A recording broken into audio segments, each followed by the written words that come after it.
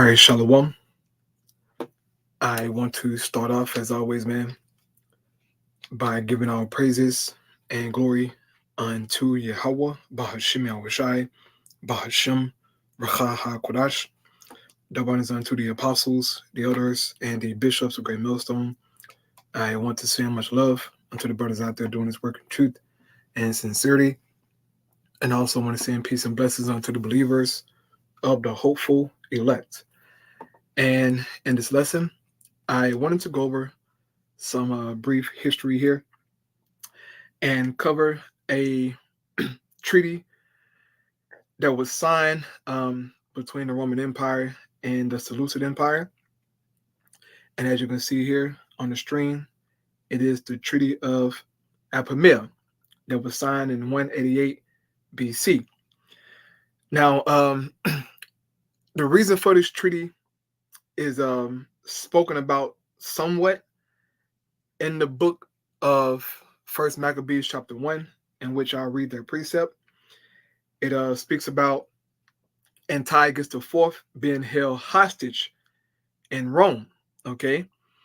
And the reason being for him being held hostage in Rome was because of this treaty, all right? And so I just wanted to cover some of this history here, man. It's been a little minute since I did a history video, and Lord willing, man, I will get into more history and treaties and wars and things like that, just to shed light on history, man. You know, things concerning the scriptures, secular history. All right, for you brothers and sisters out there. And so without further ado, I will get into this lesson here. All right, so it says here, Treaty of Apamea, right? It says the Treaty of Apamea was a peace treaty conducted in 188 BC between the Roman Republic and Antiochus III. All right, now this was before Rome became an empire. All right, it was a republic, the Roman Republic. Okay, this is before they expanded into an empire, right? It says, and Antiochus III, ruler of the Seleucid Empire. Okay, and Antiochus III, all right, he's also spoken about in the scriptures, and he is the father of Antiochus IV Epiphanes, okay, who is also spoken about in the scriptures. It says it ended the Roman Seleucid War. The treaty took place after Roman victories at the Battle of Thermopylae in 199 BC, the Battle of Magnesia in 190 BC, and after Roman and Rhodian naval victories over the Seleucid navy. All right. Now, earlier I spoke about how the reason for this treaty is somewhat spoken about here in the book of First Maccabees chapter 1, all right, which is a very famous chapter that brothers and sisters should know about. If you haven't read the book of Maccabees, I highly encourage you to do so, all right? It is history that you must know if you really want to understand the New Testament and the Greeks and the Gentiles that's spoken about in the New Testament, all right? The individuals whom Paul was preaching to, right? Peter somewhat, and all the men of the Lord, all right, at that time. You need to know this history, man, all right? And this is a large part of history that most Christians don't know about, all right? They're not taught this history. In fact, they're taught that the Apocrypha, all right, the books of the Apocrypha, including the book of Maccabees, they teach that the Apocrypha and the Maccabees is not canon, okay? So, in other words, it's not reliable, all right? It's not divinely inspired, according to the Christians, right? Certain Christians. So, this is why they don't know this history about the Maccabees, okay? But as a believer coming into the faith, brother, or you sisters out there, it's a must that you know about the Maccabean history, okay, why it took place, and so on and so forth. And so I want to jump down here, all right, to the point that I want. I will start here at verse 7, okay? It says, so Alexander reigned 12 years and then died, and his servants bare rule, every one in his place. And after his death, they all put crowns upon themselves. So did their sons after them many years, and evils will multiply in the earth. Okay. And just to give some brief history, man, the battles that took place between Alexander generals are known as the Wars of the Diadochi or Diadochi, right? You can say either or, tomato, tomato. But I say the Diadochi, all right? It was about 6 wars that took place, okay? And out of those 6 wars came the 4 notable generals that we know today, all right? Like Antiochus, all right? I said Antiochus, Ptolemy, Cassander, Seleucid, and Ptolemy, Cassander, Seleucid, and I'm missing one. Oh my goodness, hold on. Ptolemy, Cassander, Seleucid. I'm missing one. I'm sorry. It'll come to me. All right, a lot of history, man. But those wars, all right, took place, and out of them came the 4 generals that we know about. All right. It says, verse 10, and there came out of them a wicked root, Antiochus, surnamed Epiphanes. Okay, out of who? He came out of the Seleucid line, okay, of the Seleucid dynasty, right? Who was one of the generals of Alexander, okay? It says, son of Antiochus the king. Okay, this Antiochus here is talking about Antiochus III, all right? That's spoken about here in this treaty, okay? He was the one who fought against the Roman Republic, okay? Antiochus III. And also Antiochus III, all right, he's spoken about here in 2 Maccabees chapter 3. I'll read it here. It says, now when the holy city was inhabited with all peace, and the laws were kept very well, because of the godliness of Onias the high priest and his hatred of wickedness, it came to pass that even the kings themselves did honor the place and magnify the temple with their best gifts. And so much that Seleucus, king of Asia, of his own revenues, bore all the costs belonging to the service of the sacrifice. And once again, this is talking about Seleucus III, all right, king of Asia, right? If you think I'm lying, just do your own research and you'll find out, all right? But it's talking about Seleucus III and not Antiochus, all right, the 4th, Epiphanes. But reading here, it says once again, and there came out of them a wicked root, Antiochus, surnamed Epiphanes, son of Antiochus the king, who had been in hostage at Rome.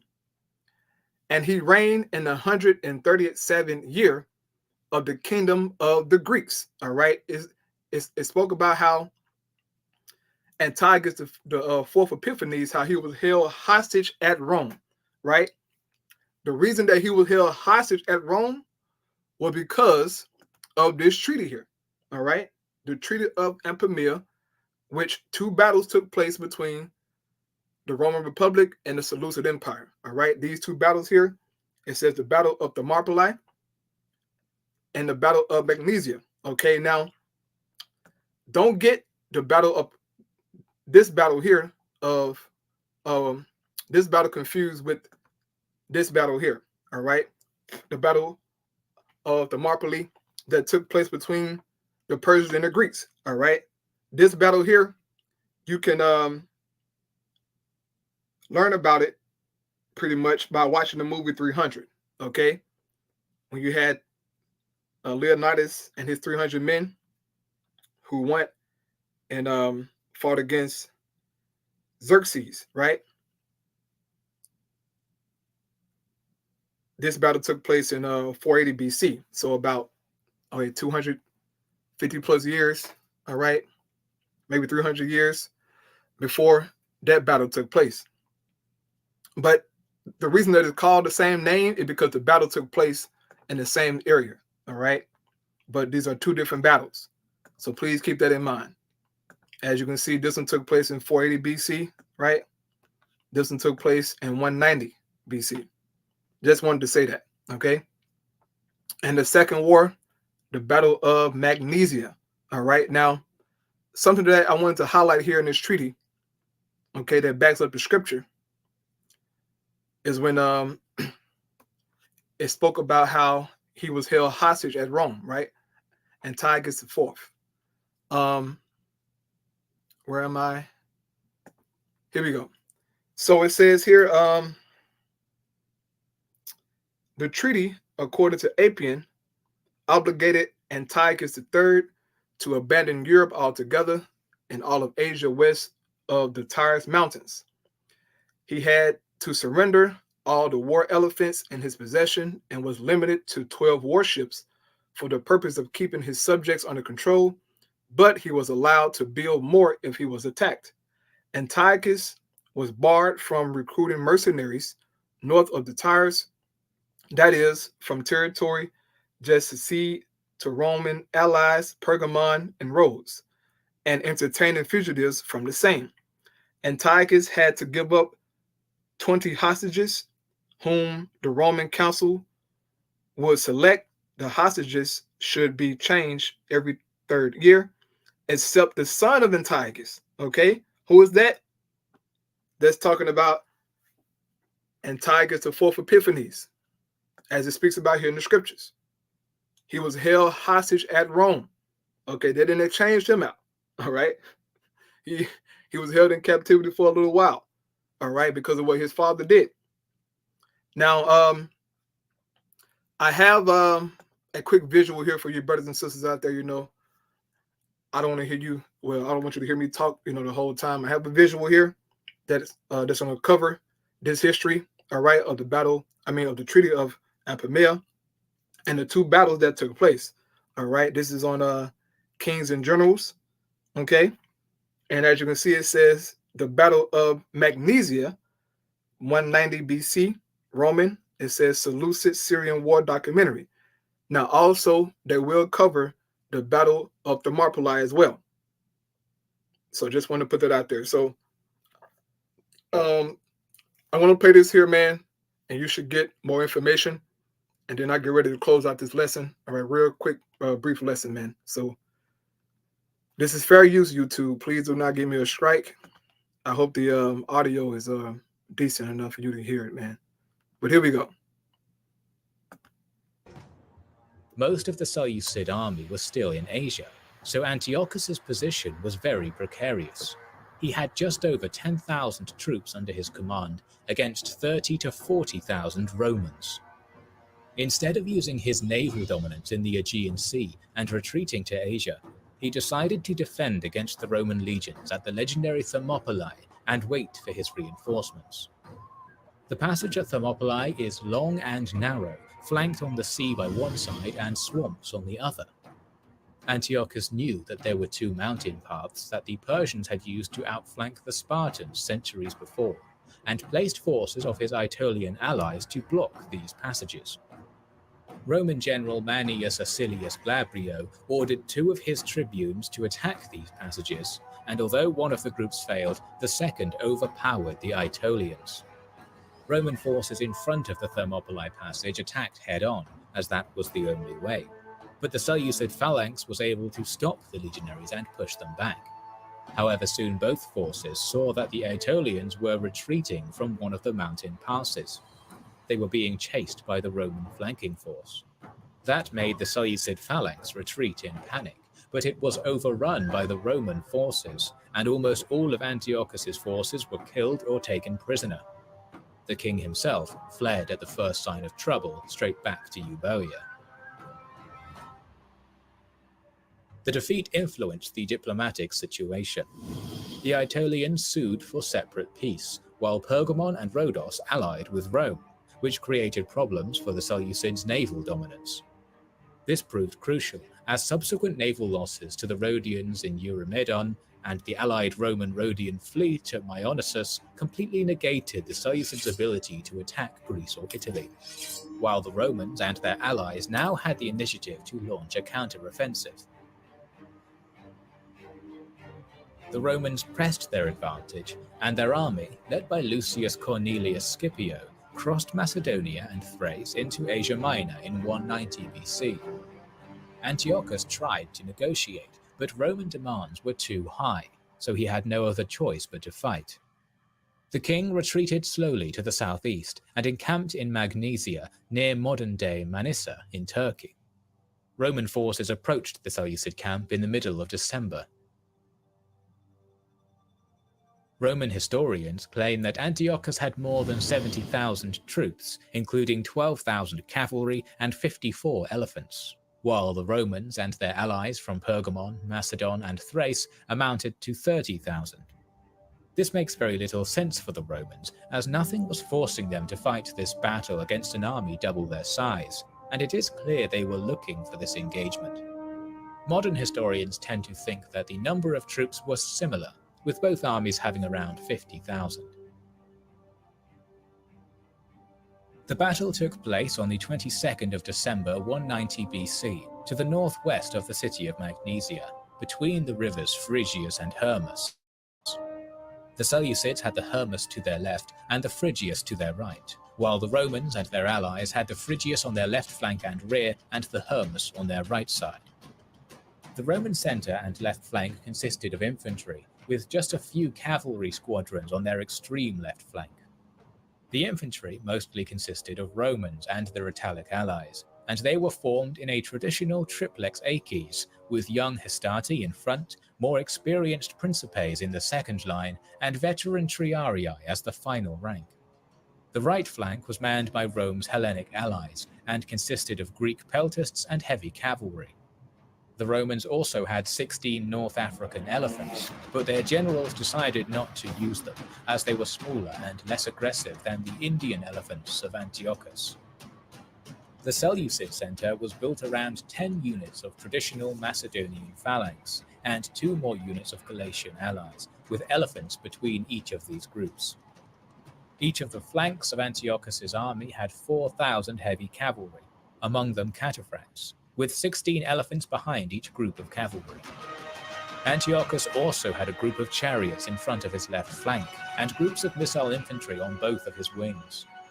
Both armies had an unknown number of light missile troops in front of their heavy cavalry. The battle started with Seleucid chariots attacking the Roman right flank. This attack was greeted by a hail of slings, arrows, and pila from missile units, and the chariots had to retreat in panic. This panic spread to all of the left flank of Antiochus's army, and when Roman heavy cavalry and allied peltasts attacked the Seleucid cataphracts, the latter broke their formation and tried to escape, but they were killed to the last man. The Romans did not have a great time on their left flank, though. It was attacked by cavalry and light infantry led by Antiochus himself. A small squadron of Roman cavalry was easily defeated, and the legion defending the flank had to retreat all the way to the camp. Here legionaries stopped their retreat and reformed their lines as they received some reinforcements from the Macedonian allies defending the camp. Although the camp itself was overrun by the Seleucids' light infantry, the legionaries held their position and stopped Antiochus's attack.